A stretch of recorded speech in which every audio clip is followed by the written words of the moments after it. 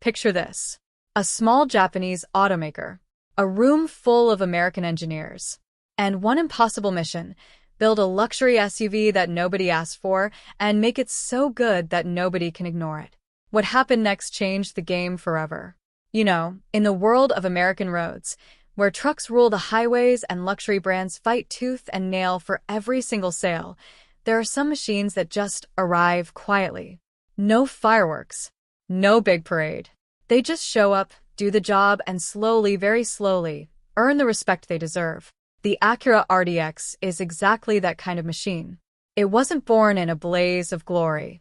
It didn't come with a celebrity endorsement or a Super Bowl commercial. It came with something far more powerful: a turbocharged four-cylinder engine that nobody in the luxury world had dared to try before, wrapped in a body that turned heads without trying too hard, and built by the hands of American workers right here on American soil in Marysville, Ohio. This is the story of the Acura RDX, a car that was called too small, too underpowered, too experimental, and went on to sell hundreds of thousands of units across America, generation after generation, decade after decade. This is the story of America's forgotten fighter. Buckle up, because this one is something special. Let's go back. Way back. Back to the mid-2000s. America was changing fast. SUVs were everywhere. Every luxury brand, BMW, Mercedes, Lexus, was rushing to get a piece of the crossover market. Big, heavy, powerful SUVs with smooth V6 and V8 engines were the order of the day. If you didn't have a V6, you weren't serious. At least, that's what everybody thought. And then Acura walked into the room. Now, Acura, for those who don't know, is Honda's luxury division. Born in 1986, it was America's first Japanese luxury brand, arriving before Lexus, before Infiniti, before anyone. And by the mid-2000s, Acura already had one successful SUV on the market: the big, bold, flagship MDX. The MDX was the powerhouse, the statement, the one you bought when you wanted the world to know you'd made it. But what about the folks who wanted something a little smaller, a little more nimble, a little more exciting? That was the question that gave birth to the Acura RDX. The concept car, called the Acura RDX, first showed its face at car shows, and people went crazy.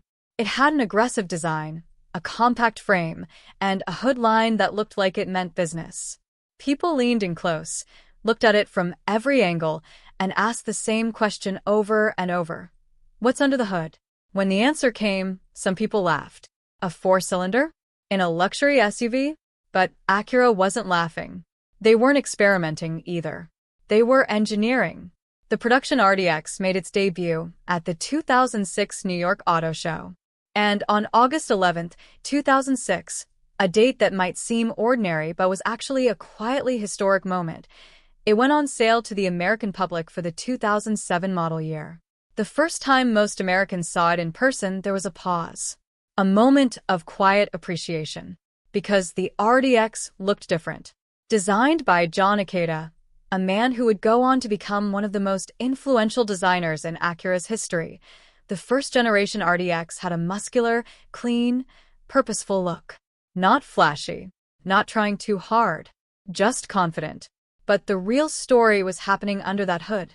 Acura had done something that the rest of the luxury world thought was crazy. Instead of following the crowd and dropping in a smooth, predictable V6, they built a 2.3-liter turbocharged four-cylinder engine, the K23A1, that produced 240 horsepower and 260 pound-feet of torque. Now, those numbers might not knock your socks off today. But in 2006, in the luxury compact SUV class, a turbocharged four-cylinder making that kind of power? That was revolutionary. That was brave. That was, to some people, completely insane. The secret weapon was Honda's variable flow turbocharger.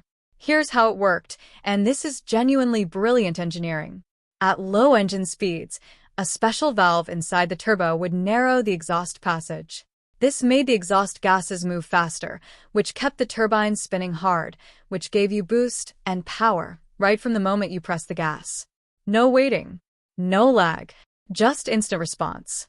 Then, as the engine revved higher and you needed more airflow, the valve would open up wide. More exhaust, more boost, more power. The turbo could breathe. It was like having two personalities in one machine, a torquey, responsive city driver and a highway monster, all wrapped in one compact, lightweight package. And on top of that, literally on top, Acura mounted an intercooler that received its cooling air directly from the grille through special ducting under the hood. The whole system was a masterpiece of precision engineering. This was not a car that was thrown together. Every detail had a reason. Every component had a purpose.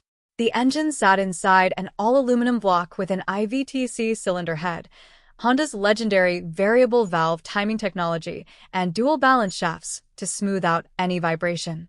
The result was an engine that felt nothing like a four-cylinder. It was smooth, it was eager, and when you pushed it, it pulled. Paired with a 5-speed automatic transmission featuring Acura's Sport Shift sequential shifting, activated by paddles right behind the steering wheel, the RDX felt alive in a way that its competitors simply didn't. And then there was SHAWD, Super Handling All-Wheel Drive. This was Acura's crown jewel of driving technology. The system didn't just send power to all four wheels, it could redirect power between the rear wheels, depending on what the car needed in any given corner. Turn right, and more power goes to the outside rear wheel. Turn left, and it shifts the other way. The result was a crossover SUV that handled like a sports car.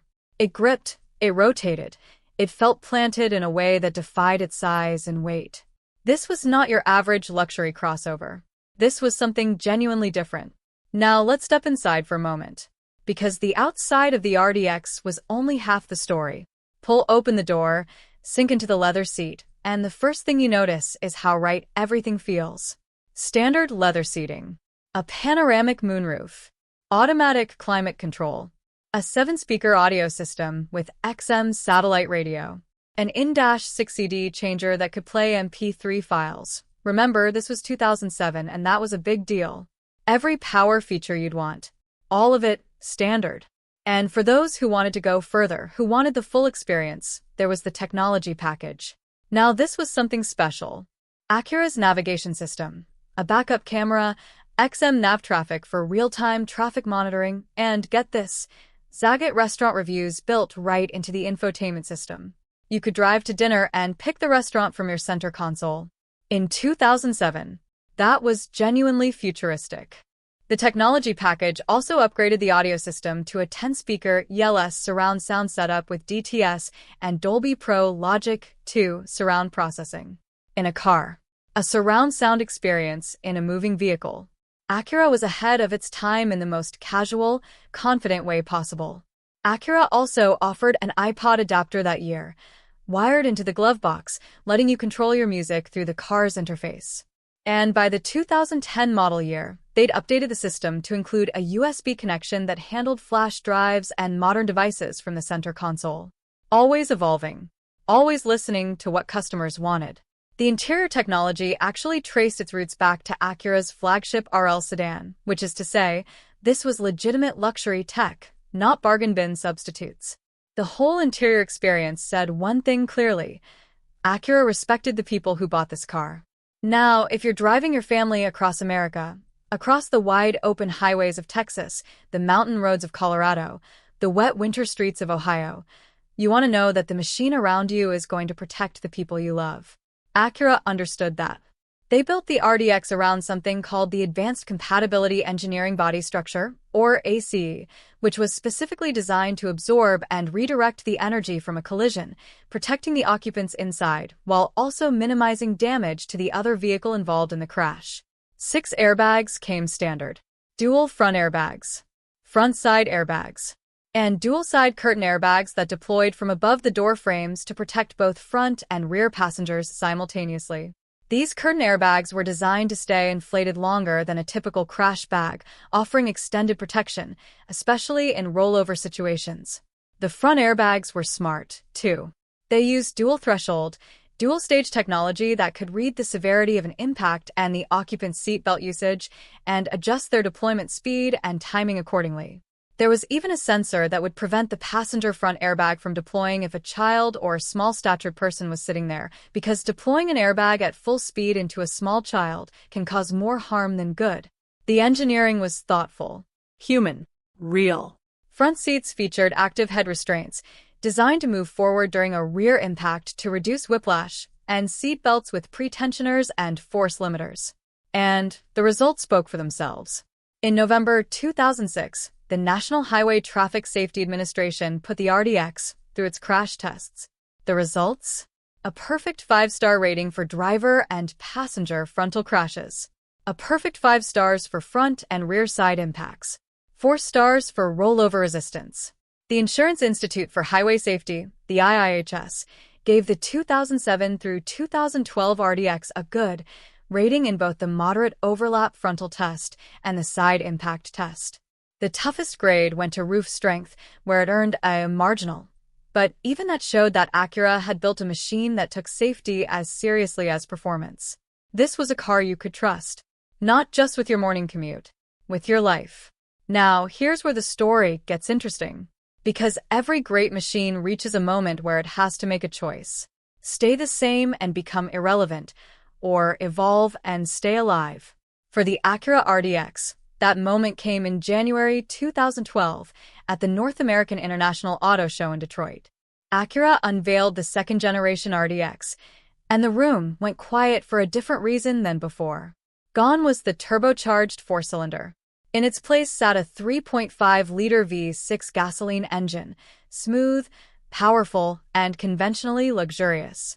Acura made the call to replace the bold, experimental K23A1 turbo with the kind of engine that luxury buyers expected.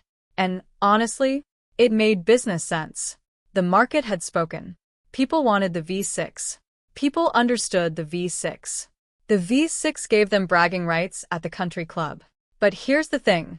This wasn't a step backward. It was a sidestep. A strategic repositioning. The new V6 produced 273 horsepower in most markets and was mated to a 6-speed automatic transmission. Fuel economy actually improved. EPA estimates came in at 20 city, 28 highway, 23 combined miles per gallon. How did a bigger engine get better mileage? Variable cylinder management.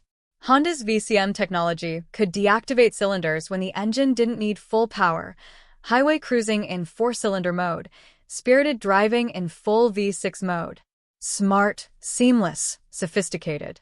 The second-generation RDX also arrived with a redesigned SHAWD system, though Acura simplified the all-wheel drive setup compared to the first generation, making it lighter and less expensive to produce, while still offering confident all-weather capability. Inside, the technology took another leap forward. A 5-inch display and triangle rear-view backup camera were now standard. Push-buttons start with keyless entry. Bluetooth hands-free calling and Pandora music streaming, wireless, directly into the audio system. Upgrade to the technology package and you unlocked a power tailgate, plus an upgraded 60GB hard disk-based navigation system with an 8-inch screen. You could store 15 gigabytes of your music library right inside the car. This wasn't just a crossover. This was a rolling entertainment center with a killer engine. Production moved to the East Liberty Auto Plant in Ohio. Still American hands, still American soil. And then in 2015, something even better happened. The refreshed 2016 RDX arrived at the Chicago Auto Show and turned heads all over again. Acura revised the V6 to produce 279 horsepower. They added LED headlamps, low beams, high beams, DRL running lights, amber turn signals, all LED, all crisp, all stunning in the dark. LED tail lamps completed the look. This car looked alive at night in a way that made other crossovers look like they were from a different era.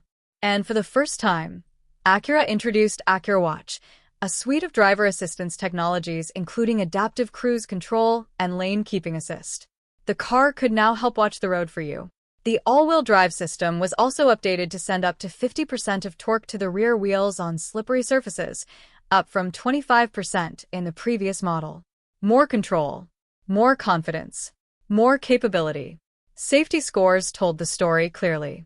The 2014 RDX received a perfect 5-star overall rating from NHTSA, 5 stars for frontal driver and passenger protection, 5 stars for side driver and passenger protection, 5 stars for side pole impact, 4 stars, and a 15.5% rollover risk for the AWD model.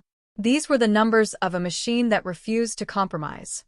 The IIHS gave it good ratings across the board: moderate overlap frontal, small overlap frontal for 2016 onward, side impact, and roof strength. A roof-to-weight strength ratio of 5.48, which in plain English means this roof was built to hold even under the worst conditions. By 2015, the RDX was selling over 51,000 units per year in the United States alone. By 2016, over 52,000. By 2018, the final year of the second generation, that number had climbed all the way to 63,580 units. In 1 year, in the United States alone, the car that nobody asked for had become the car that everybody wanted.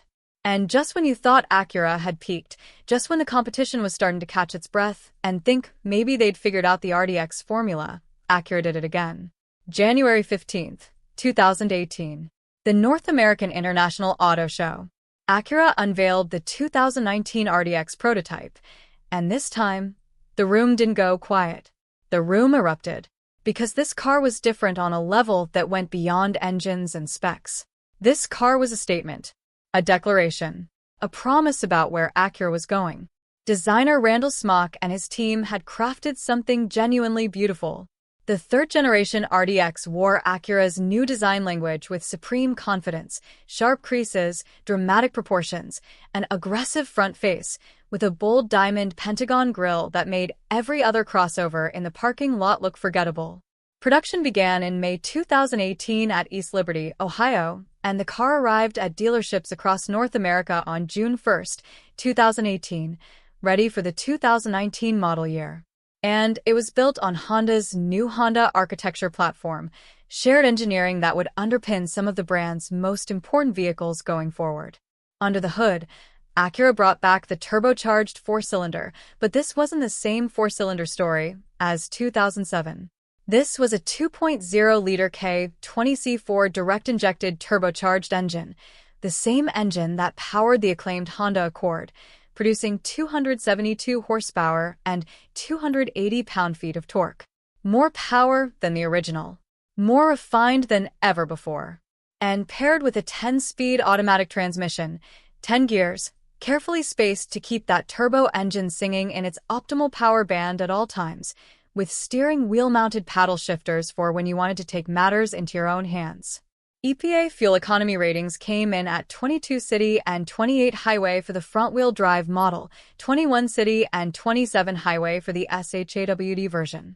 These were impressive numbers for a 272 horsepower turbocharged luxury crossover.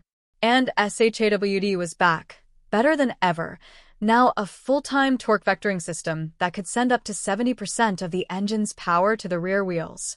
And once it got to the rear axle, it could distribute that power between the individual rear wheels, more torque to the outside wheel in a corner, pulling the nose of the car through the turn with precision that most sports cars would envy. As of the 2024 model year, Acura made SHAWD standard on every RDX trim. If you bought a 2024 RDX, you got the system. No compromise, no upgrade fee. It was just there, working silently, making every drive more confident. Inside the third-generation RDX, Acura introduced something completely new, the true touchpad interface. A 10.2-inch widescreen HD display, operated by a touchpad that worked on absolute positioning rather than relative movement. Your finger placement on the pad corresponded directly to a position on the screen, like touching the screen itself, but without the distraction of reaching up to the display while driving. It was different. It was controversial. And it was brave. New features cascaded across the model, an active damper system that read road conditions and adjusted suspension stiffness in real time. A 360-degree surround view camera system. A panoramic glass moonroof. Acoustic front door glass to reduce wind and road noise. A head-up display that projected speed and navigation onto the windshield. 4-way power lumbar support in the front seats. 16-way power adjustment. Every surface, every control, every detail refined to a level that made the car feel expensive in the best possible way. The A-Spec trim pushed things even further, aggressive body modifications, metal paddle shifters, larger wheels, and an available red leather interior with black Alcantara inserts that made the cabin feel like a performance cockpit from another dimension. In 2020, for the 2021 model year, Acura added the PMC Edition, a limited-run trim assembled by hand at the Performance Manufacturing Center in Marysville, Ohio. The same facility that built the legendary Acura NSX supercar. The same hands. The same precision. A limited production RDX built like a supercar. Only 200 units for the 2022 model year. Collector's item? You decide.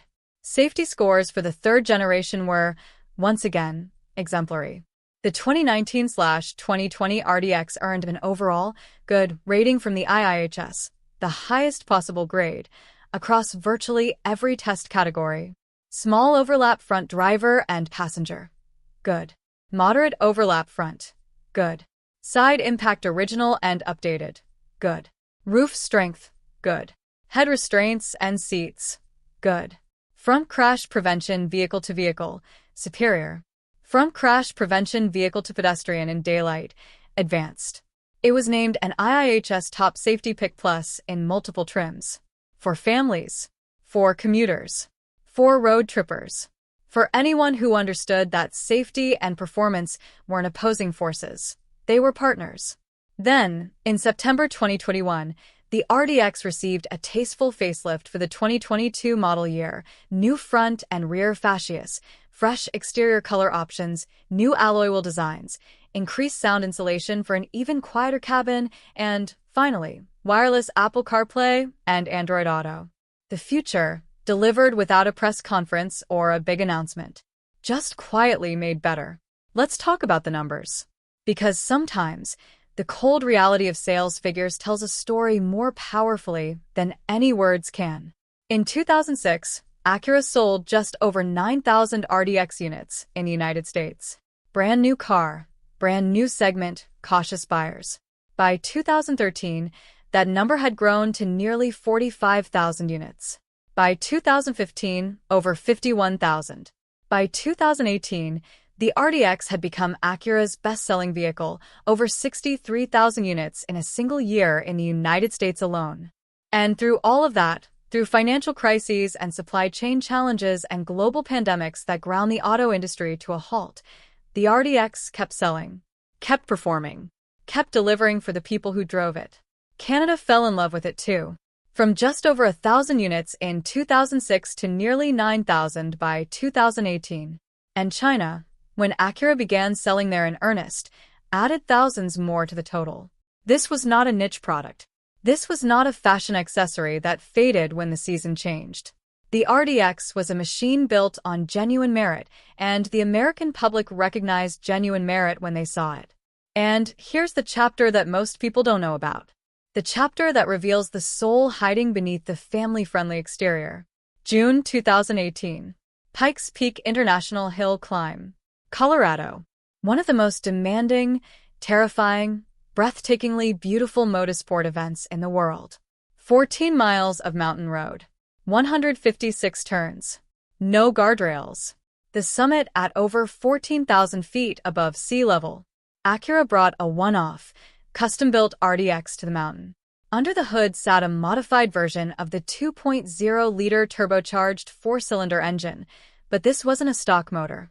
This version was equipped with a 48-volt mild hybrid system and an electric supercharger that filled in the gaps where the turbo needed time to spool. Combined output? 350 horsepower. From a four-cylinder engine. In a production-based crossover. The car ran on 19-inch HRE race wheels wrapped in Pirelli racing tires. Brembo front brake calipers with racing pads. A race-tuned suspension system. And a completely stripped interior. Every unnecessary pound of material removed to make the machine as light, as agile, as quick as possible for that mountain. This was Acura saying something important. This was Acura reminding the world that underneath the leather seats and the touchscreen navigation and the wireless Apple CarPlay, there was a racing heart beating. There was engineering ambition that went beyond what you needed for the school run. The RDX didn't have to go to Pikes Peak.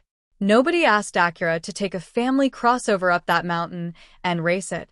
They chose to. Because they believed in what they'd built. Because they wanted to prove what it could do when the limits were pushed. That's the spirit of this machine. That's the story underneath the story. As of January 2026, Acura has confirmed that a fourth-generation RDX is coming, and it will feature a hybrid powertrain. The future arriving on schedule. 3 generations. Nearly 2 decades. Hundreds of thousands of units sold. Dozens of awards. One mountain race that nobody asked for, and everybody should know about.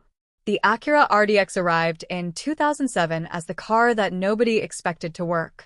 The compact luxury crossover with the turbocharged 4-cylinder engine and the exotic all-wheel drive system and the interior technology that belonged in a flagship sedan. The car that made the automotive establishment uncomfortable because it refused to play by their rules. And it worked. My God, did it work? It worked because the engineers at Acura, the men and women in Marysville and East Liberty, Ohio, the designers and technicians and test drivers, refused to build something ordinary when they had the chance to build something extraordinary. It worked because American buyers recognized quality when they sat in it, when they drove it, when they pushed that turbocharged engine through a mountain highway and felt the SHAWD system redistribute power and grip the road like something alive. And it worked because great engineering, honest, purposeful, relentless engineering, always finds its audience, always earns its place, always tells its story. The Acura RDX, America's forgotten fighter. Now you know its story. And it's a story worth remembering.